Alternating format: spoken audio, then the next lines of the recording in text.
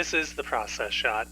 I'm Michael, I'm wearing comfortable clothes, and I've seen Nude on the Moon, a weird sorta science fiction sexploitation movie from 1961, directed by Doris Wishman and Raymond Phelan.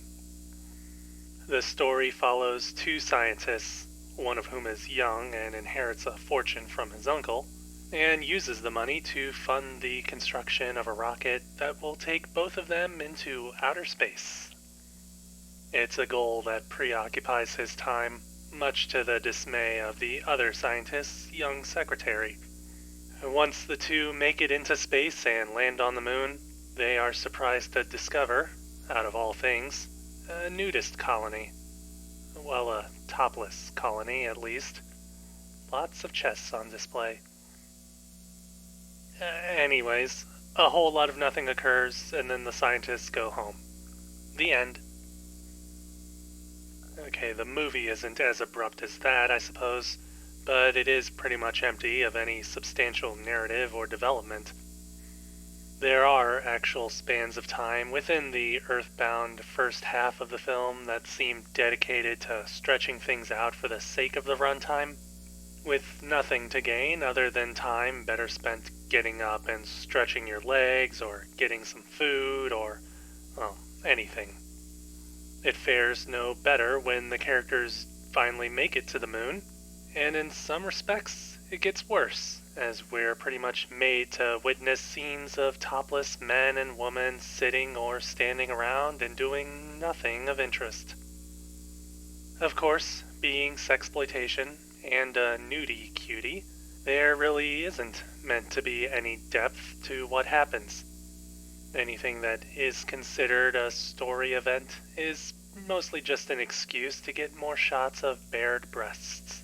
And the characters that we follow may as well not even pretend that they have personalities or backstories or motivation.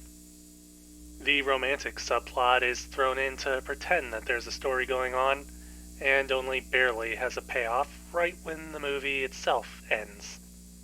That in itself probably says enough about the writing, which seems designed to either stretch out the film through meaningless dialogue, or set up some event that's about to happen in the next scene, or completely off-screen.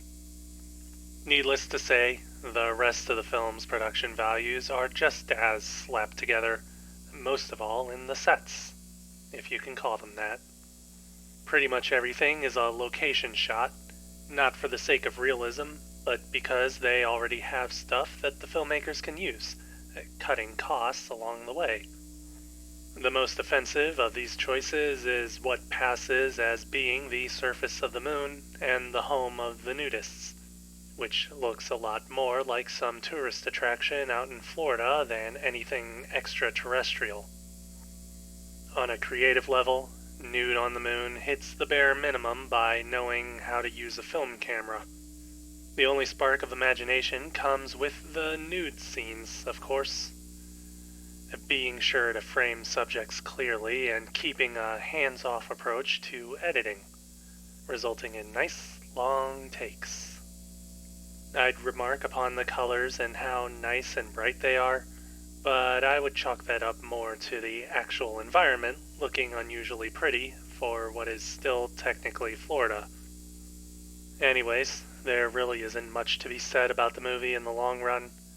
It's just drive-in fodder sold by people who know what the masses want, to people whose standards have really changed within the last few decades. If that's all that the filmmakers wanted to get across, then they got their wish.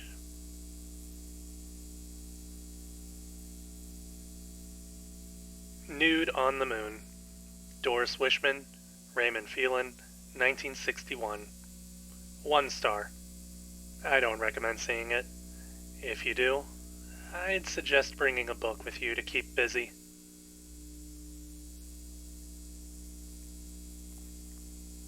That's it for me. If you liked this review, leave a like. If you didn't, leave a comment. Subscribe to the channel for more reviews. I don't know if I should say anything more about this. Mostly because I'm not sure if I want to say anything more about this. I guess I can hope that Nudie Cuties got better over time.